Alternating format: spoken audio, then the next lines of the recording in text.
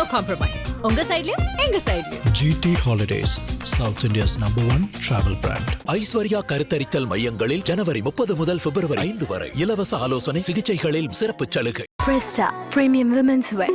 Let your body love it.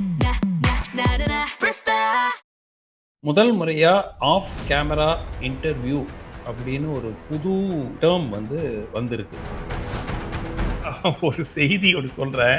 எனக்கு தெரிஞ்ச ஒரு நபர்கிட்ட நான் ஒரு மெசேஜை அனுப்பிட்டேன். எப்போ இந்த இன்டர்வியூ வருது, ஏர்ல எப்போ வரப்போகுது டெலிகாஸ்ட், அதுக்கு அப்புறம் தான் சோஷியல் மீடியாவை பார்த்தப்பதான் எனக்கு தெரியும். எனக்கு சும்மா போய் போட்டோக்கு போஸ்ட் கொடுத்துட்டு நாங்க பேசணும், காபி சாப்பிட்டோம், பேசணும்னு சொல்லிட்டு வருவாங்கங்கிறது ஐ நெவர் எக்ஸ்பெக்டட். நீங்க கேட்கணும் சார், நாளைக்கு நேஷனல் மீடியால நான் நிச்சயமா கேட்பேன். நிச்சயமா NDTVல நான் அடுத்த வாட்டி போகும்போது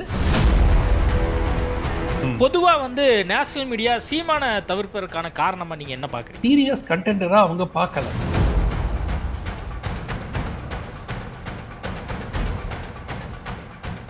ஐபிசி தமிழ் நேயர்களுக்கு வணக்கம். இன்றைய சிறப்பு நேர்காணலில் நம்மோடு இணைந்திருக்கிறார் அரசியல் விமர்சகர் சுமன் ஸ்ரீராமன் அவர்கள். வணக்கம். வணக்கம். விஜய் அவர்கள் நேஷனல் மீடியாவை முதல் முறையா தனிப்பட்ட முறையில் பேசி சந்திச்சிருக்காரு. கிட்டத்தட்ட 1 மணி நேரம் கான்வர்சேஷன் நடத்தப்பட்டிருக்கு. உள்ள என்னென்னலாம் பேசப்பட்டது அப்படின்னு சொல்லி சந்தித்த அந்த செய்தியாளர்கள் பேசினதை இப்போ நம்ம பார்த்துட்டு இருக்கோம். அவங்க சோஷியல் மீடியாவில் பகிர்ந்திருக்காங்க, அவங்க சேனல்லையும் அதை பற்றி போட்டிருக்காங்க. தன்னுடைய ரோல் மாடல் யார், எப்போலேருந்து எனக்கு அந்த அரசியல் ஆசை தீவிரமாச்சு அப்படிங்கிறத பற்றிலாம் பேசியிருக்காரு. இன்னும் போக போக வெளிப்படையாக நிறைய விஷயங்கள் பேச இருக்கார். அந்த மாதிரி தான் அவர் சொன்னதை வச்சு நம்மளால் புரிந்து கொள்ள முடிகிறது அப்படின்னு சொல்லி அவங்க டீகோட் பண்ணுறாங்க. சுமன் ஸ்ரீராமன் என்ன நினைக்கிறார்? முதல் முறையா ஆஃப் கேமரா இன்டர்வியூ அப்படின்னு ஒரு புது டேர்ம் வந்திருக்கு. யூஸ்வலா என்ன பண்ணுவாங்கன்னா, ஆன் கேமரா இன்டர்வியூ கொடுத்துட்டு ஆஃப் கேமரா சில கருத்துக்களை சொல்லுவாங்க. இதை நான் பர்சனலா உங்ககிட்ட சொல்றேங்க, இதை பப்ளிஷ் பண்ணாதீங்கன்னு. அதுதான் ஆஃப் கேமரா.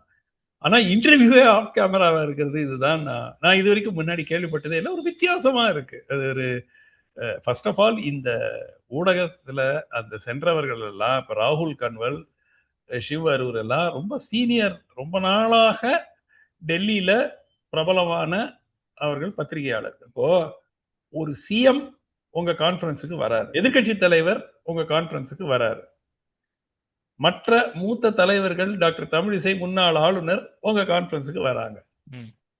இவர் வரலன்னு சொன்னாக்க நீங்க போய் வீட்டுக்கு போறதா? அதுவே எனக்கு அதனால போனேன் அப்படின்னு சொல்லி அவங்க சொல்றாங்க. இல்லைங்க, அப்படி கால் பண்ணி கூட்டா கூட okay sir, will have an interview and we'll telecast it. நான் உண்மையாவே அதை பார்க்கும்போது நான் என்ன நினைச்சேன்னா, பரவாயில்லைங்க, NDTV ஸ்கூப் பண்ணிட்டானுங்க இந்த இன்டர்வியூ. ஆக்சுவலா ஒரு செய்தி ஒன்று சொல்றேன். எனக்கு தெரிஞ்ச ஒரு நபர்கிட்ட நான் ஒரு மெசேஜை அனுப்பிட்டேன். எப்போ இந்த இன்டர்வியூ வருது, ஏர்ல எப்போ வரப்போகுது டெலிகாஸ்ட், அதுக்கு அப்புறம் தான் சோஷியல் மீடியாவை பார்த்தப்பதான் எனக்கு தெரியும் இன்டர்வியூவே வராது அப்படின்ட்டு. அதுக்கப்புறம் டக்குன்னு அந்த மெசேஜை நல்ல வேளை அவங்க பார்க்கறதுக்கு முன்னாடி அழிச்சிட்டேன். ஸோ இது ரொம்ப ஒரு வித்தியாசமா இருக்குங்க.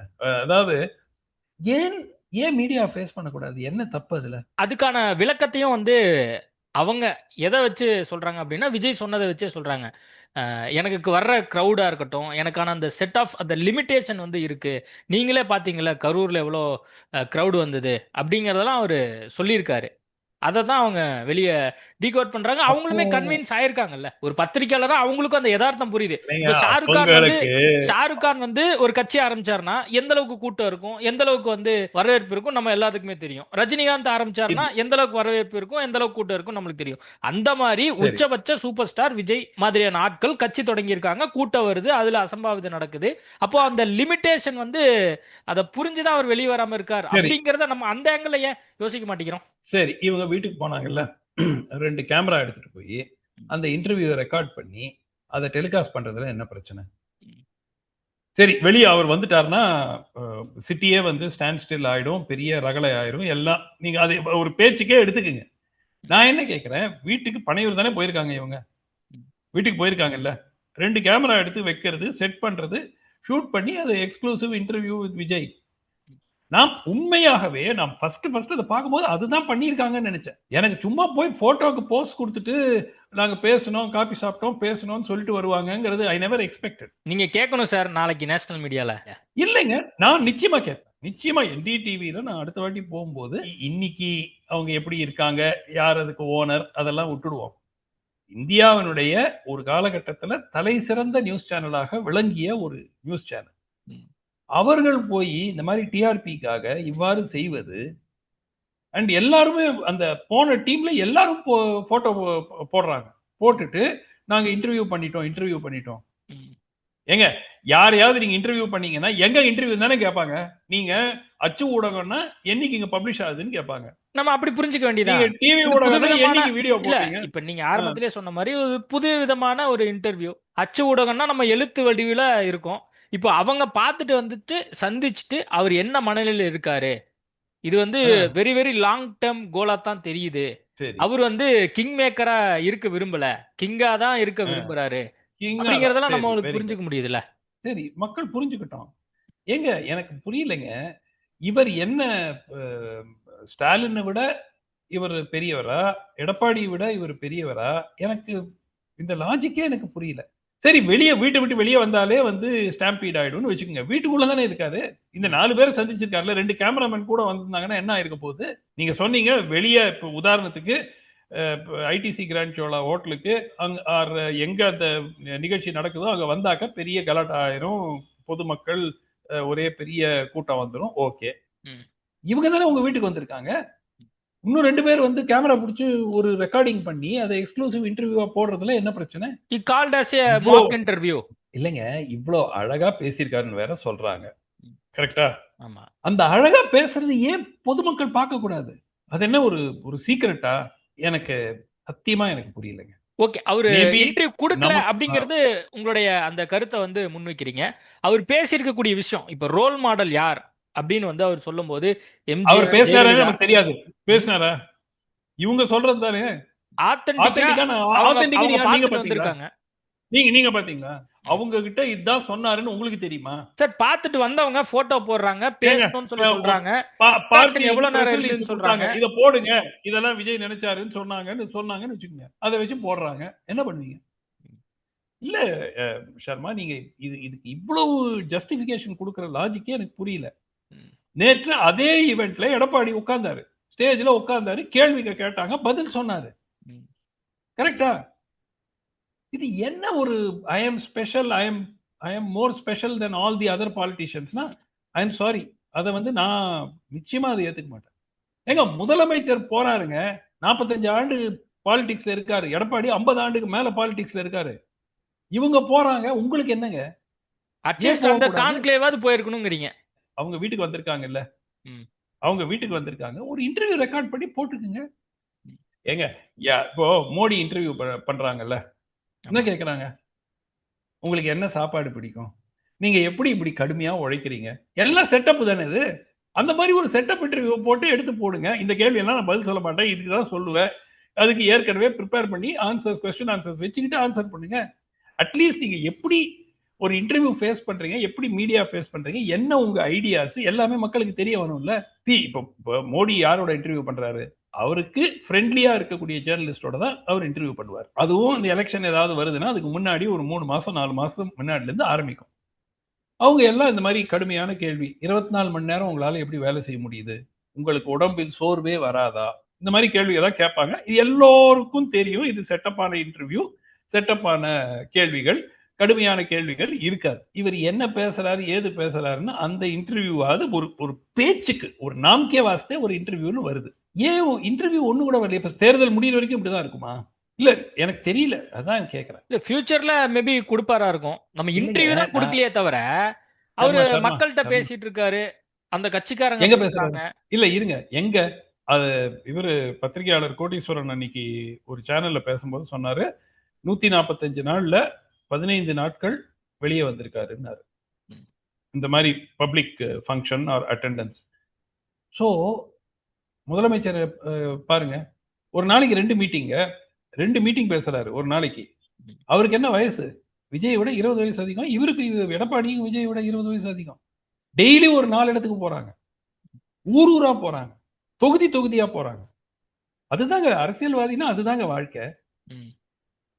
நீங்க once in 2 weeks I will come out and make one prepared ஸ்பீச்ல இருந்து நான் படிச்சுட்டு போவேன். நான் மீடியாவை சந்திக்க மாட்டேன். கட்சிக்காரங்க பாதி பேரே சந்திக்கிறது கஷ்டம். அப்படிங்கிற மாதிரி இருக்கும்போது how to you expect public to develop confidence?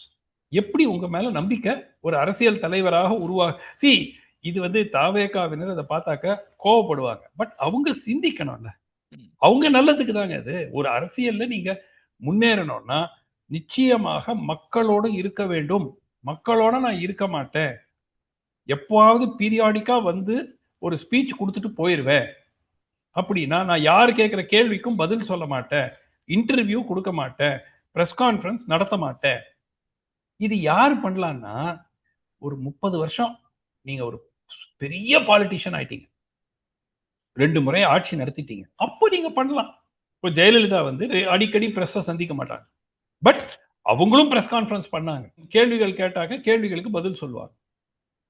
முதலமைச்சரும் பிரஸ் கான்ஃபரன்ஸ் நடத்துறது இல்லை. எப்பாவது ஏர்போர்ட்ல போகும்போது ஏதாவது ஒரு 2 லைன் பேசிட்டு போயிடுவாரே தவிர கடுமையான கேள்விகளை அவர் சந்திக்கிறது இல்லை. மோடி நம்ம கேட்கவே வேண்டாம், மோடி சந்திக்கிறதே கிடையாது மீடியாவை. பட் இவர்கள் எல்லாம் தங்களுடைய அரசியல் ஆற்றலை நிரூபித்து விட்ட பிறகு செய்யும் விஷயங்கள். ஸ்டாலின் இன்று ஒரு முதல்வர், ஜெயலலிதா அன்று முதல்வர் ஆன பிறகு அவர்கள் இவ்வாறு செயல்பட்டார்கள். நீங்க இப்பதான் அரசியலுக்கு வந்திருக்கீங்க. இன்னும் உங்களுடைய கொள்கைகள் என்ன, உங்களுடைய திட்டங்கள் என்ன, எதுவுமே மக்களுக்கு தெரியாது. நான் யாரையுமே சந்திக்க மாட்டேன், நீங்க ஆதவ் அர்ஜுனா சொல்லுவாரு, புஷி ஆனந்த் சொல்லுவாரு, நிர்மல்குமார் சொல்லுவாரு, Arunraj சொல்லுவாருன்னா how is it possible? இல்ல அவர் கிங் மேக்கரா இருக்க மாட்டேன், இல்ல கிங் மேக்கரா இருக்க மாட்டேன் அப்படின்னு சொல்லிட்டு no sir I will win, why do you think I am a king maker அப்படின்னு சொல்லி கேட்டிருக்காரு. அப்படின்னு இருக்கும்போது அவர் கன்வின்ஸ் ஆயிருக்காருல, ஏதோ ஒரு வழியில அவர் கன்வின்ஸ் ஆயிருக்காரு. மக்களோ ரசிகர்களோ எனக்கு ஓட்டு போடுவாங்க அப்படின்னு சொல்லி. இப்ப ஓட்டு சதவீதத்தின் அடிப்படையில கூட 20% வருது அப்படின்னு சொல்லி சில கருத்து கணிப்புகள்லாம் சொல்லுது. அதை கூட நம்ம ஒதுக்கி வச்சிருக்கோம். ஆனா நான் என்ன கேக்குறேன், அவரு வராத போதே இவ்வளவு செல்வாக்கு இருக்கே, வந்துட்டாருன்னா ஆட்சியை பிடிச்சிருவார் போல இருக்கே. இல்ல சர்மா, முதல்ல ஒன்று நினைவு வச்சுக்கணும். ஒன்று, பெரும்பாலான சர்வேஸ் வந்து இப்போ சமீபத்தில் செய்யப்பட்ட சர்வேஸ் எல்லாம் 10-15% வாக்குகள். இங்க 20% எடுத்துக்கிட்டா கூட அது எதுவுமே வெற்றி பெறாது. ரைட்? அந்த மாதிரி ஒரு சூழல்ல வேட்பாளர்கள் எத்தனை பேரு அவங்க ரெடியா இருப்பாங்க கண்டெஸ்ட் பண்றது? ஏன்னா கண்டெஸ்ட் பண்றதுங்கிறது சும்மா இல்லை, செலவழிக்கணும். ஸோ வெற்றி பெறாது என்ற ஒரு நிலைப்பாடு இருந்தால் எத்தனை நபர்கள் போட்டியிடுவதற்கு தயாராக இருப்பார்கள்? இப்போ ஆன்லைன்ல அப்ளிகேஷன் வாங்கிட்டு இருக்காங்க. ரெண்டாவது, இப்போ ஒரு விஷயம் சொல்றேன். எந்த ஒரு தேர்தலுக்கு முன்னாடியும் 1 மாசத்துக்கு முன்னாடியே அந்த தேர்தல் அறிவிப்பு வந்ததுல இருந்தே இந்த டூர் ப்ரோக்ராம் போட்டுருவாங்க. ஒவ்வொரு நாளும் 4 தொகுதி 5 தொகுதி கவர் பண்ணி, நீங்க நம்ம பார்த்துருக்கோம், எல்லா கட்சி தலைவர்களும் லிட்டரலா டோர் டு டோர் முடிந்த அளவுக்கு போவார்கள். அட்லீஸ்ட் டவுன் டு டவுன் உறுதியா போவார்கள். ஸோ இதுவரை இவர் எத்தனை தமிழ்நாட்டில் உள்ள எத்தனை நகரங்களுக்கு போயிருக்கிறார்? பிப்ரவரி 1 வாரத்துல இருந்து போறாரு, சொல்லியாச்சு. சரி, அடுத்த வாரம் பிரேக்கிங் பாருங்க. எந்தெந்த ஊருக்கு எவ்வளவு நாட்கள் ஷெட்யூல் ரெடி ஆயிட்டு இருக்கு சார். ஆதவ் அர்ஜுனா சொன்னார்ல, நிர்மல்குமார் சொன்னார்ல, பாத்தீங்கல்ல? வரட்டும் பார்ப்போம் எவ்வளவு ஊருக்கு போறாரு, என்ன பேசுறாரு. எனக்கு நான் வந்து I am telling in his best interest. நான் சொன்னதே முதல்ல, அதிமுகவுடன் இவர் கூட்டணி வைத்துக் கொண்டு போட்டியிட்டால் உறுதியாக ஆட்சியிலும் அதிகாரத்திலும் பங்கு பெற்று அவர் ஒரு மேபி ஈவன் ஒரு டெப்டி சிஎம்ஆ கூட ஆயிருக்கலாம். அது நிச்சயமாக. ஏன்னா இந்த 10% ஓட்டு என்ன ஆனாலும் அவருக்கு வருங்க. ஏன்னா அந்த ஃபேன்ஸ் இருக்காங்க. I am not talking about public. அந்த ஃபேன்ஸ் வந்து அந்த 8-10% கொண்டுருவாங்க. அந்த 8-10% வச்சுக்கிட்டு நீங்க தனியா போய் இல்ல கூடுதலா ஒரு 5% வந்தாலும் ஒண்ணு ஜெயிக்க போறது. ஆனால் இந்த பக்கத்துக்கு அந்த 10% வந்தா திமுக கூட்டணியை விட அவர்கள் வெற்றி பெற்று விடுவார். இப்ப 5 வருஷம் கழிச்சு 0 சீட்ல இருந்து சட்டப்பேரவையில மேபி விஜய் போட்டியிட்டால் அவர். நீங்க 2031 சொல்றீங்க, அவர் 2026லயே நான் சிஎம் அப்படிங்கிற மனநிலையில அவரு இந்த தேர்தலை நீங்க சொல்லுங்க சர்மா.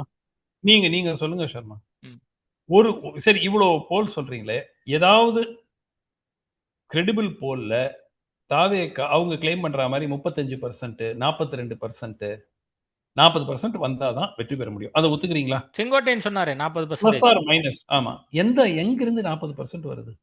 நீங்க சொல்லுங்க எந்த போல்? ஒரு 4 போல் எனக்கு கிரெடிபிளா போல் எடுத்து கொடுங்க. இப்போ இந்த மூட் ஆஃப் த நேஷன் திமுக எடுத்து சொல்லிட்டு இருக்காங்கல்ல, மூட் ஆஃப் த நேஷன். ஜனவரி 4 இருந்து 9ஆம் தேதியோ 10ஆம் தேதி வரைக்கும் நடத்தப்பட்ட போல். ம். அதுல என்ன சொல்றாங்க? மற்றவர்கள்னு மொத்தமா 22%. அதுல நாம் தமிழர் இருக்கு, விஜய் இருக்கு, எல்லாருமே இருக்கிறாங்க. ம். ரைட்டா? அந்த காலகட்டத்துல அவங்க கேட்கும்போது அதுலதான் வந்து அன்புமணியும் இருக்காரு, தேமுதிகவும் இருக்கு, இந்த மாதிரி 4, 5 கட்சிகள் இருக்கு. ம். சோ என்னுடைய இது வந்து உங்களுக்கு how do you say that you are going to get 40%? என்ன அடிப்படையில? ஓகே. இப்போ எனக்கு ஒண்ணே ஒண்ணுதான். I am whatever I am telling in his best interest. அவர் அதை ஏற்றுக்காதது அவருடைய இது. பட் அவரை கிண்டல் செய்யவோ இல்ல ஏளனப்படுத்தவோ இல்ல புண்படுத்தவோ கூறவில்லை. இது வந்து தாவேகா தொண்டர்கள் அவங்க சிந்திக்கணும். ம். ஒருவேளை அதிமுகவோட கூட்டணி வச்சிருந்தாங்கன்னு வச்சுக்கோங்க, ஒருவேளை இமேஜின் த உற்சாகம் இந்த பார்ட்டி எப்படியும் 20 இடம் எடுத்துடலாம். 20, 25 எம்எல்ஏ. கட்சி ஆரம்பிச்சு 2 வருஷம், 2 வருஷத்துக்குள்ள 25 எம்எல்ஏ, ஆட்சியில் பங்கு, அதிகாரத்தில் பங்கு, அமைச்சர் பதவி, இவ்வளவு இருக்கு. ம். இது எல்லாத்தையும் வேணான்னு நீங்க 10%, 15% வச்சுக்கிட்டு இது 25%, 30% ஆகும்னு என்ன உத்தரவாதம் இருக்கிறது? நீங்க ஏன் ஏடிஎம்கேவோட போல அப்படின்னு கேட்டோம். அதுக்கு வந்து சார் அதுக்கு நான் ஏன் சார் கட்சி தொடங்கணும் அப்படின்னு சொன்னாரு. சரி, பாலிடிக்ஸ்ல எதுவுமே வந்து கேரண்டி கிடையாது சர்மா. 5 வருஷம் கழிச்சு இப்படிதான் இருக்கும். 26இல் அவர் வெற்றி பெறப் போவது இல்லை. அந்த கட்சி மெஜாரிட்டி வெற்றி பெறுவதற்கு வாய்ப்பு இல்லை. அதை ஒத்துக்கிறீங்களா இல்லையா? அது வந்து இன்றைய சூழலுக்கு பொதுவாக வாய்ப்பு இல்லை. ஏற்றுக்கொள்ளப்படும். இன்றைய இன்றைய சூழலுக்கு சூழலுக்கு வாய்ப்பு இல்லை. அது 31 எல்லோரும் ஏத்துக்கிறாங்க. 31 Except- ஜனவரி 2026 பேசிட்டு இருக்கோம். இன்றைய சூழலுக்கு அவர் 2026ல ஆட்சி பிடிக்கிறதுக்கு வாய்ப்பு இல்லை. ஏன்னா அவரோட அரசியல் அப்படி இருக்கு. ஆமா. அதை வந்து நம்ம எல்லாரும் ஏத்துக்கிறோம். 31இல் எப்படி இருக்குங்கிறது உங்களால ப்ரெடிக்ட் பண்ண முடியுமா? என்னால ப்ரெடிக்ட் பண்ண முடியுமா? இல்ல விஜயால ப்ரெடிக்ட் பண்ண முடியுமா? ம். யாராலையும் ப்ரெடிக்ட் பண்ண முடியாதுங்க. 5 வருஷங்கிறது இல்லைங்க, 5 வாரங்கிறது அரசியல்ல ஒரு நீண்ட காலம், ஒரு யுகம். ஆக்சுவலா a week is a long time in politics னு வாங்க. ஒரு வாரமே is a long time in politics. அதனால 5 ஆண்டுகளுக்கு பிறகு எப்படி இருக்குங்கிறது உங்களுக்கும் தெரியாது, எனக்கும் தெரியாது. பொதுவா வந்து நேஷனல் மீடியா சீமான தவிர்ப்பதற்கான காரணமா நீங்க என்ன பாக்குறீங்க? பல முறை சொல்லியிருக்காரு, அவர் வந்து தனியா தான் போட்டியிட போறாரு. அவருக்கு அந்த 8% ஓட் இருந்தது. இப்போ விஜய் வந்திருக்கிறதுனால ஒரு 3%, 4% குறையறதுக்கும் வாய்ப்பு இருக்கு. ஸோ 4 to 5% ஓட் ஷேர் வரும். மேபி 6% அந்த பழைய ஓட் ஷேர் ரீட்டைன் பண்றதுக்கும் ஒரு அவுட் சைட் சான்ஸ் இருக்கு. ஸோ இதை தாண்டி அவர் ஒரு சீரியஸ் கண்டெண்டரா அவங்க பார்க்கல. நேஷனல் மீடியா யாருமே பொறுத்த வரைக்கும் அவரை வந்து சீரியஸ் நேஷனல் அவரை பார்க்கல. ஏன் பார்க்கல? இப்ப அவரே வந்து பார்க்கல. ஏன்னா நீங்க தொடர்ந்து நேஷனல் மீடியால டிபேட்ல பங்கேற்கிறதுனால கேக்குறேன். இப்ப அன்புமணியை கூப்பிடுறாங்க. அன்புமணியோட சீமான் குறைந்த இல்ல. நபரா இருங்க. எதன் அடிப்படையில் அப்படி பாக்குறாங்க? எது பாக்குறாங்கன்னா ரொம்ப சிம்பிள். இப்ப அன்புமணி 4% ஓட்டு வச்சிருக்கலாம். அது பாட்டாளி மக்கள் கட்சிக்கு 4-5% மேல வாக்கு வங்கி கிடையாது. அந்த 4-5% அப்படிங்கிறது எப்படி சிக்னிபிகண்ட் ஆகுது? அவர் அந்த 4-5% கொண்டு போய் திமுக கூட்டணிக்கோ அண்ணா திமுக கூட்டணிக்கோ அது போய் சேர்க்கிறாங்க. அதனால அவர்களால் ஆட்சி அமைக்க முடியுது. இப்ப பாட்டாளி மக்கள் கட்சி தொடர்ந்து நாங்க தனித்து போட்டியிட்டு இருந்தாங்கன்னா அவரையும் அழைக்க மாட்டாங்க. இன்னைக்கு அவர் he becomes a player of significance. not தனியா நின்று அவருக்கு சீமானை விட பாட்டாளி மக்கள் கட்சிக்கு வாக்கு வங்கி குறைவு. இல்ல ஒரு எல்லோருக்கும் ஓட்டை வந்து பெருவாரியா அவர் பெறாரு. 35 லட்சம் வாக்கு வரைக்கும் இருக்கு. ஆனா அவருடைய ரெப்ரசன்டேட்டிவ் எப்பயுமே வந்து நேஷனல் மீடியால இன்டென்ஷனா தவிர்க்கப்படுதா? இன்டென்ஷன் இல்லைங்க. see அந்த percentage of votes 8% of vote election commission வந்து அவரை அங்கீகரிக்கப்பட்ட கட்சியாவே மாற்றிடுச்சு. ஸ்டில் வந்து நேஷனல் மீடியா புறக்கணிக்குது. நேஷனல் மீடியா புறக்கணிக்கக்கூடிய காரணம் 2ங்க. ஒன்று அவங்க வந்து குளோரிஃபை பண்றாங்க. நேஷனல் மீடியால வந்து அது ஒரு அலர்ஜி இஷ்யூ. ராஜீவ் காந்தி இதெல்லாம் வந்து லிங்க் பண்றது அது வந்து ஒரு விஷயம். ஆனால் மிக முக்கிய காரணம் அவர்களுடைய வாக்கு வங்கி வந்து தனித்து தான் போட்டி. நாளைக்கு நீங்க சீமான் வந்து ஏதேனும் ஒரு கூட்டணி அமைத்தார் என்றால் இதே நேஷனல் மீடியா நாளைக்கு அழைப்பாங்க. ம். ஏன்னா he becomes a factor in deciding the next government. ம். அடுத்த கவர்மெண்ட் என்ன அப்படிங்கிற மாதிரி முடிவு எடுக்கக்கூடிய ஒரு நிலைமையில அவர் இருக்கக்கூடும் அப்படிங்கிறது. வேற இப்போ வந்து இப்போ விஜய் ஒரு பெரிய ஸ்டார். அந்த அடிப்படையில் தான் வந்து அவரை கூப்பிடுறாங்க. பிளஸ் இந்த சர்வேஸ் 15% வருது 18% வருதுன்னு இந்த சர்வே போடுறதுல அவங்க கூப்பிடுறாங்க. பட் இதே மாதிரி விஜய் ஒரு 2 தேர்தல் 3 தேர்தல் போட்டியிட்டு 10%, 15%, 8%, 9% வாங்கினார்னா அவரையும் அழைக்க மாட்டாங்க. பிகாஸ் தனியாக தான் நான் போட்டியிடுவேன், நான் எந்த கூட்டணிக்கும் போக மாட்டேன் அப்படின்னா அரசாங்கம் அமைப்பதில் அவர்களுக்கு பங்கு இல்லை. அவங்க யாரையாவது கெடுக்கலாம். இந்த தொகுதியில ஒரு தோக்கடிக்கலாம், அந்த தொகுதியில அதிமுக தோக்கடிக்கலாம். But they are not serious players அப்படிங்கிற பேசிஸ்ல அவங்க நேஷனல் மீடியா கூப்பிட மாட்டாங்க. பல்வேறு கருத்துக்களை வந்து தெரிவிச்சிருக்கீங்க. நேர்காணல் கொடுத்ததுக்கு மிக்க நன்றி. நன்றி. ஆஹா, நோ காம்ப்ரமைஸ். உங்க சைடுலயும் எங்க சைடுலயும். GT Holidays, South India's #1 travel brand. Aishwarya கருத்தரித்தல் மையங்களில் ஜனவரி 30 முதல் பிப்ரவரி 5 வரை இலவச ஆலோசனை சிகிச்சைகளில் சிறப்பு சலுகை. Presta Premium Women's Wear. Let your body love it. Presta.